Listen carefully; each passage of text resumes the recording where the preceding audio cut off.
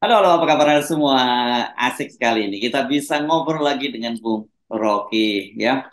Bung Rocky, ada perkembangan yang saya kira menarik ya berkaitan dengan banyak sekali peristiwa-peristiwa yang terjadi di tanah air.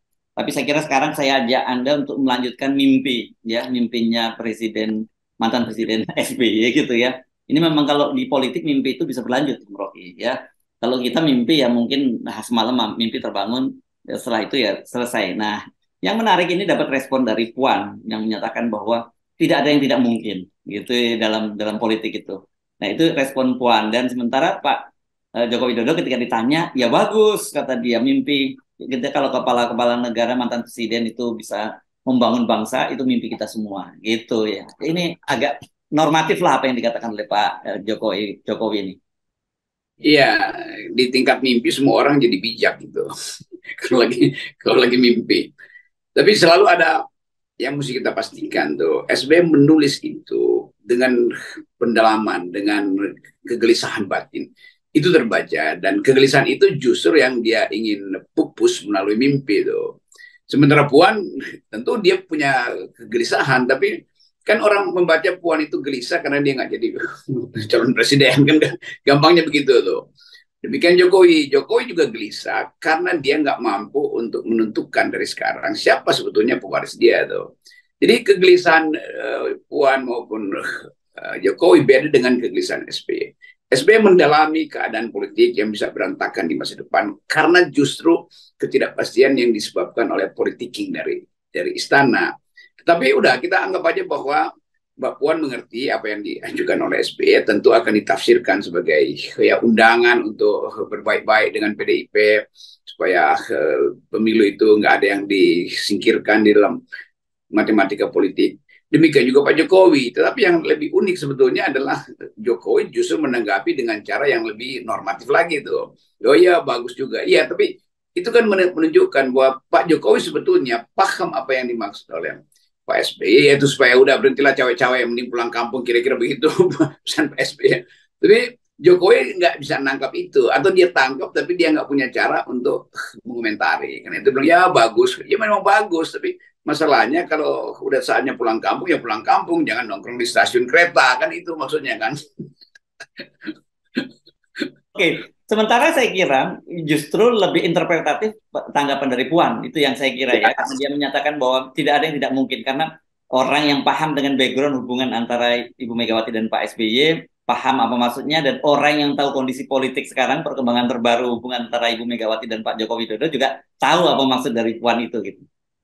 Ya kira-kira Puan mau kasih sinyal bahwa seandainya politik berlangsung tanpa variabel Anies Baswedan, maka Demokrat dan PDIP bersiap-siap misalnya untuk bersekutu. Kira-kira begitu. Itu kan sinyal awalnya begitu sebetulnya. Sebaliknya Pak SBY tentu menganggap bahwa bukan itu poinnya. Poinnya adalah kita pastikan dulu ada faktor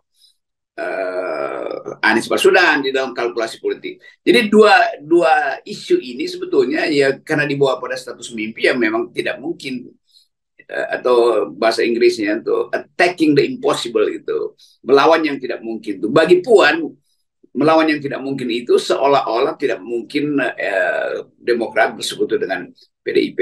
Tapi sekali lagi ini soal yang masih terlalu sumir. Kan kita lagi tunggu sebetulnya keputusan final dari pihak Anies tentang siapa calon wakil presidennya. Nah dalam menunggu itu orang tambahkan mimpi-mimpi. Jadi biarlah sambil menunggu keputusan Anies tentang siapa calon wakil presidennya, Puan tentu tetap apa namanya ini berselancar di dalam mimpi SBY gitu. Dan semuanya ini mimpi yang kemudian mimpi politis yang mendapat tafsir secara politis pula gitu ya.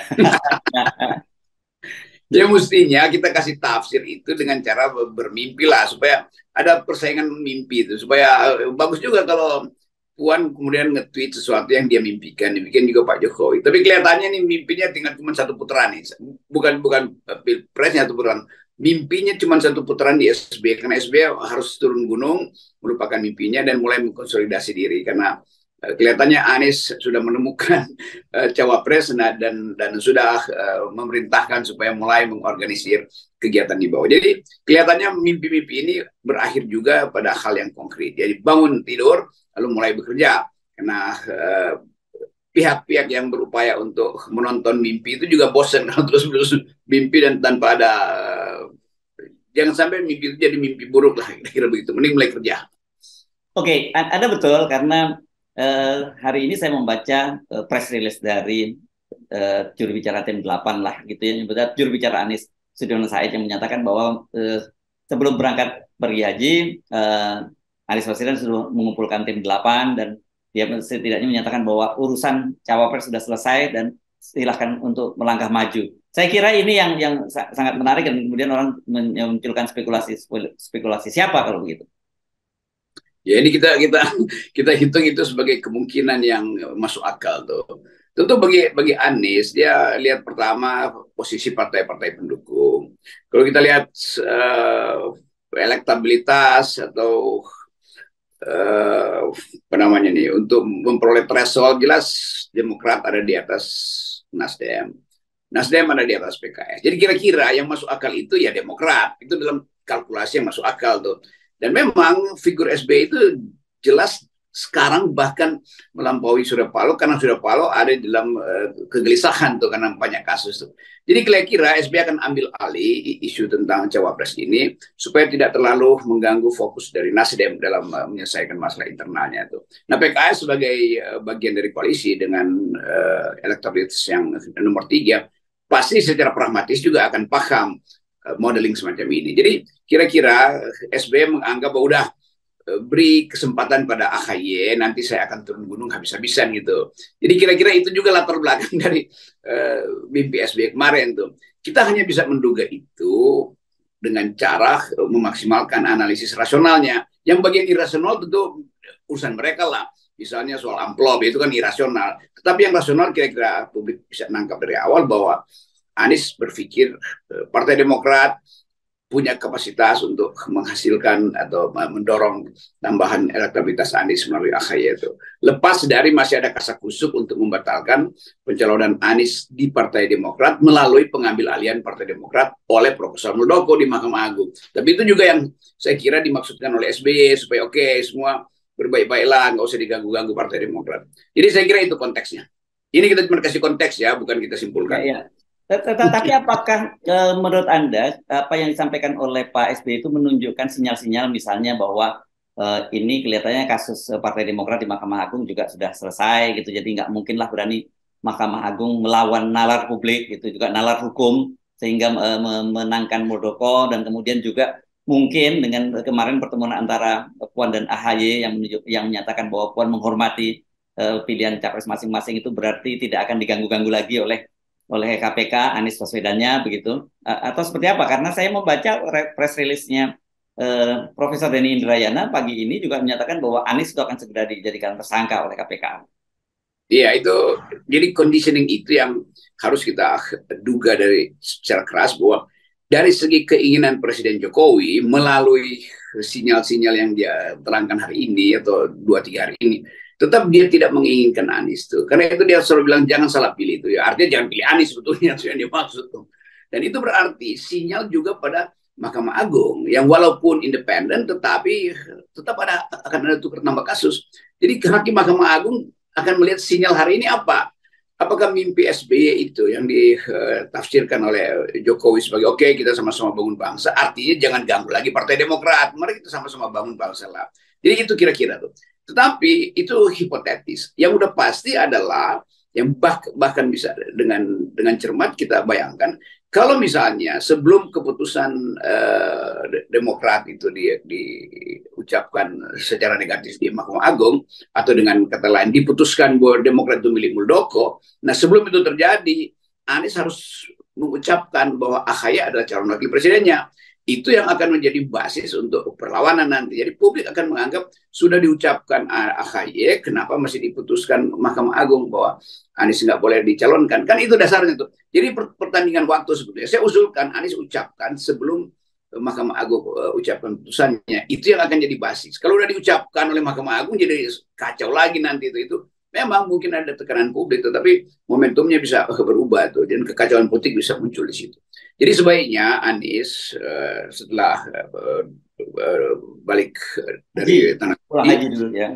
pulang haji, mesti ucapkanlah, atau mungkin dari di atas pesawat diucapkan. Jadi ini kejar-kejaran momentum. Nah, yang bahaya kalau Mahkamah Agung mendahului keputusan Anies tentang calon wakil presiden, itu jadi soal lagi, karena apa yang diputuskan Mahkamah Agung akan jadi fakta politik juga, walaupun itu keputusan hukum, tapi dia akan jadi fakta politik. Jadi di situ saya kira kecemasan Anies kemarin, sehingga Anies memutuskan untuk mengatakan sudah, sehingga sinyal itu dibaca juga oleh Pak Jokowi. Kalau Anies bilang udah soal cawapres sudah selesai, ya itu artinya kira-kira AHY yang dimaksud tuh, dan itu juga bagi Partai Demokrat ya udah bersiap-siap aja untuk mendukung pasangan Anies AHY.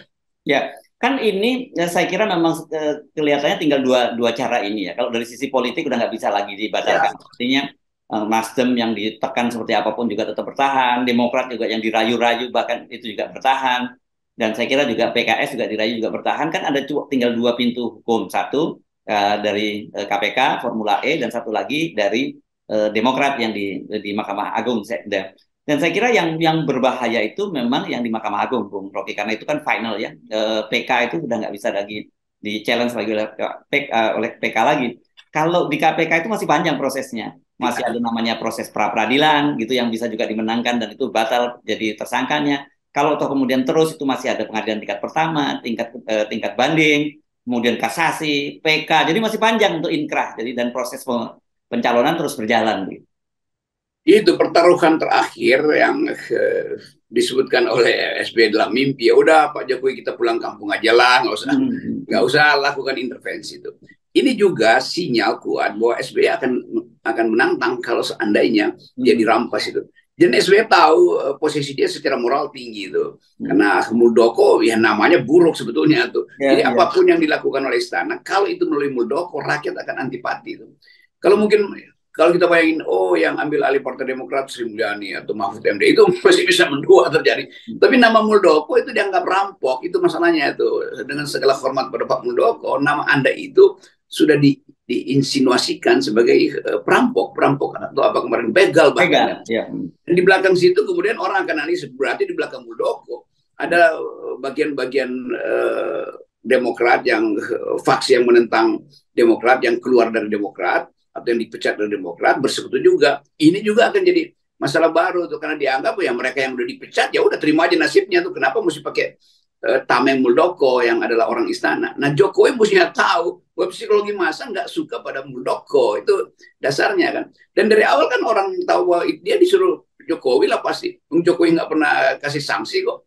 Jadi sekali lagi Pak Jokowi masih punya peralatan, yaitu MA melalui kasus klaim Muldoko terhadap Partai Demokrat. Nah itu bahayanya di situ. Tapi saya hitung bahwa itu artinya Presiden mengambil risiko untuk berhadapan dengan separuh dari bangsa ini. Karena bukan sekedar soal hukum yang dipertanyakan, tapi soal etika di dalam pengambil alihan itu. Terutama tadi saya terangkan nama Pak Muldoko itu buruk sebagai seseorang. Karena penampilan Pak Muldoko juga udah menganggap ya kenapa sih saya nggak boleh. Yo jelas Pak Muldoko itu bukan anggota Demokrat. Itu aja orang udah paham tuh. Berarti Pak Muldoko disuruh oleh seseorang. Siapa? Ya Pak Jokowi yang dituduh.